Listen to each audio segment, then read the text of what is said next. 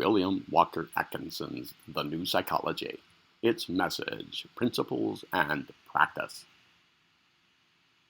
Chapter 14 was Desire, and this is Chapter 15, The Will.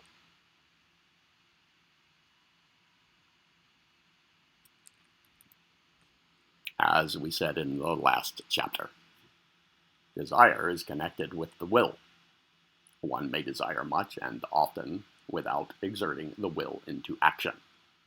But it is difficult to conceive of the will acting without desire, consciously or subconsciously exerted. One may want to do a thing and yet not do it. But it is almost impossible to conceive of one willing to do a thing unless under the motive of desire, either in the sense of want on the one side, or fear, repulsion, or aversion on the other. And so, at the last, will is seen to be the active expression of desire in some form. But this does not mean that one must act upon every desire, or that one does so. The experience of everyone informs him that desire may be restrained, restricted, or completely inhibited, and that the will, instead of responding to the urge of the desire, may refuse to do so, and even may act to restrain the desire and drive it from the mind. And so we approach the consideration of the will in its threefold aspect. On the one side, will is seen to blend into desire, so closely that it is difficult to distinguish the dividing line. Some hold that desire is but one of the phases of the will. The second phase of will is seen in the manifestation of that which we call choice, the ability to select and choose between objects of desire. In fact, to many, this is considered the principal function of the will. The dictionaries give us one of the fundamental meanings of the will, the act of determining, deciding, making choice, etc. Now, this making choice is a complex matter, involving the weighing of conflicting desires, weighing them by the light of reason, striking an average, and finally determining upon the choice. But this choice is determined largely by reason of the habit paths of the mind, for the reason that it is always the line of the least resistance to repeat an accustomed object in preference to a new and unaccustomed one. So, after all, the subconscious plays a most important part in the choice, not only by reason of the relative strength of the several desires presented to the will, but also by reason of the mental paths of the mind. The average person is governed almost altogether by the feelings and emotions in making choices of this kind, in using the will in this way. Only those who have attained some degree of mental control are able to subject these conflicting desires to the bright light of the reason, and to determine accordingly. To do this requires the ability to detach the ego, in a measure, from the subconscious influences, and to allow it to dwell on the judicial bench of the reason, and to weigh and decide impartially according to the merits of the case. The man or woman who has attained this stage is well on the way toward self-mastery, or mental mastery, The majority of people do not think at all in these matters. They only think they think, and are in reality governed entirely by their feelings, emotions, desires, and fears, modified and directed by the suggestions of the outside world. The third phase of will is that of volition or action. In this phase, the latent power of desire is released, in accordance with the decision made as above stated. The strength of the action depends upon the force of the desire, or the necessity of the action, the latter being but another form of desire, as you will see if you consider the matter for a moment. There is a point of hesitation before desire springs into will action, the point of indecision, which occupies but a small fraction of a second of time. In fact, particularly among the lower and untrained examples of the race, the action is almost automatic and without rational consideration.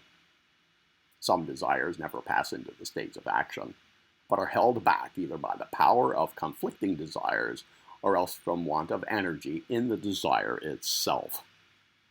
But in this, as in other phases of mental action, the new psychology does not content itself with a mere discourse upon the nature and action of the will. It proceeds to inform one how the will may be trained and applied to the best advantage. The training of the will properly forms the subject of a separate volume, and one of the books of this series will be devoted to it, but a few general rules may be given here, as follows. Number 1. The recognition of the ego as master of the will. This recognition must be more than an abstract intellectual assent to the idea. It must consist of a conscious, intuitional feeling of the presence and reality of the I as the center of the mental field, and the master of the faculties, the feelings, the emotions, the desires, the imagination, the thoughts, the acts.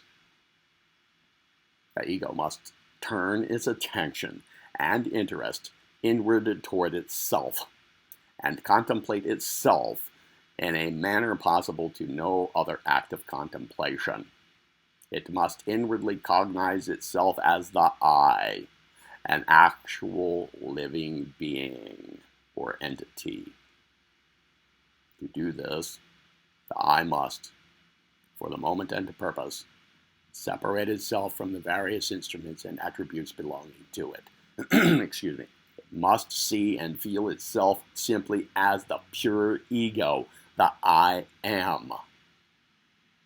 It may take some time and practice in order to bring about this realization and the sense of power that comes with it, but the time and effort are well worthwhile, and every step of the process brings with it power and a consciousness of mastery. Read the chapter dealing with the ego and apply the principles and ideas contained therein. 2.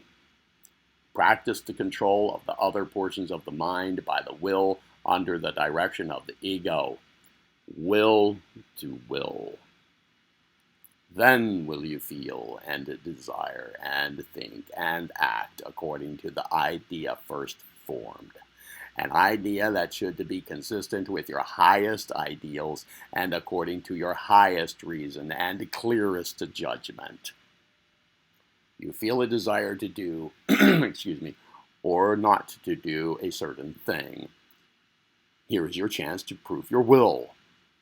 Deliberately determine that you shall desire and feel the exact opposite of your present desire, and then proceed to manifest in action that idea and determination.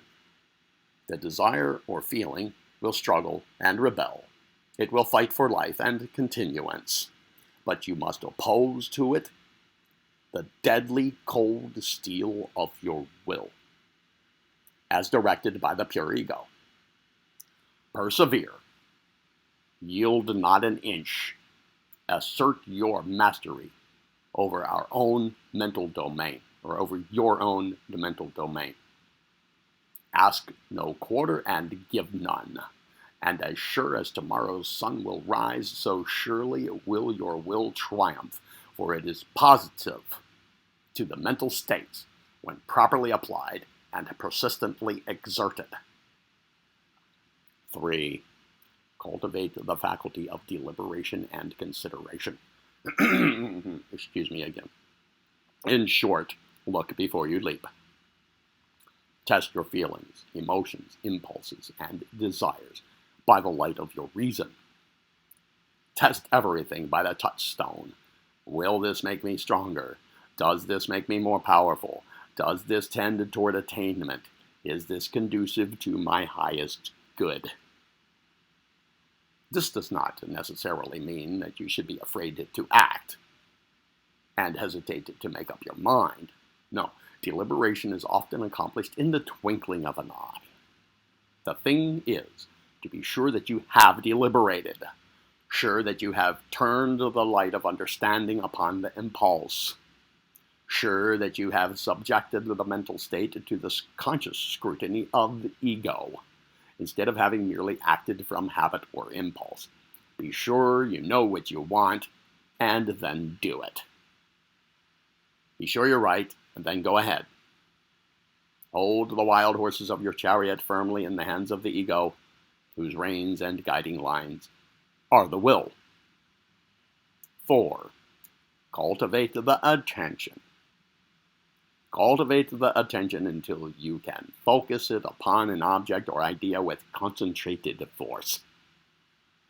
The attention determines the path of the will, either toward or away from the object of the attention, as the case may be. Attention is the eye of the ego, the chariot driver. 5. Acquire the habit of controlling yourself by your will. When you have once acquired this habit, half the battle will be over, for the rest of the mind will have learned to respond to the guiding line and reins. The wild horses of the mind will have learned the effect of control and will interpose a constantly decreasing resistance. Don't allow your mental horses to run away with the chariot. These mental steeds will do wonderful work when controlled, but if allowed to pull along unrestrained and heedless of the hand of the master, will run you into mire and morass, and may wreck the chariot and throw the charioteer into the ditch or over the precipice. 6. Train the mental steeds by driving them in directions contrary to those they may want to follow. This not because their way is necessarily wrong in such cases, but because you wish to train them to the use of the rein and curb, to accustom them to your mastery. One of the best ways to administer this kind of training is deliberately to make yourself perform some disagreeable task, something that you do not wish to do, or do not feel like doing. Here you will have a fight worthy of your mettle. The rebellious feelings and desires will rear and plunge and use every art and wile to defeat your purpose. Finding that you are determined to rule, they may even seemingly acquiesce, only to take you by surprise and off your guard when you relax your efforts and believe that you have conquered. They sometimes act like Josh Billings' mule, who stayed a good 3 months in order to get a chance to kick the man. Desires and feelings are wily animals. Excuse me again. Watch them, and do not be caught napping off or off your guard by doing disagreeable things once in a while, doing something that you do not feel like doing, and leaving undone something that you feel very much like doing. You will gain a control that will serve you well in some hour of need, when you will require all of your willpower in order to act right. The whole secret is teaching the desires the habit of being controlled by the will. Many great men have known this law and have employed it advantageously. One writer mentions the case of a man who was found reading a dry book on political economy. His friend expressing surprise, he replied, "I am doing this because I dislike it." He was training his mental horses. One of the best and simplest methods of putting this rule into effect is to heed the popular adage, "Do it now." Procrastination is a particularly bulky horse. These several rules may appear very simple. So simple that many of you will be inclined to shrug your shoulders and murmur, "Platitudes, platitudes they may be." But have you ever tried to practice them? This is the best test of their real value. Practice an actual trial. We say to you positively, and with all the earnestness at our command, if you will but put them into actual practice for a single month, you will thank us over and over again for suggesting them to you, for you will find yourself a new man or woman, with new and greater powers than you have ever dreamed of possessing, and you will have opened up to yourself not only wonderful paths of power, but also wonderful paths of pleasure, for there is no enjoyment equal to that of the master who has learned to attain, accomplish, and surmount natural obstacles. The joy of the victor in such a conflict more than repays him for his struggle. The man who masters himself is well on his way to master the things outside. The one who masters himself has grasped the key of power. In conclusion, we ask you to read these words of Halleck, which bear directly upon this phase of the subject. It is the function of a well-trained will to adhere to a given line of conduct or ideas until they have become an integral part of the self.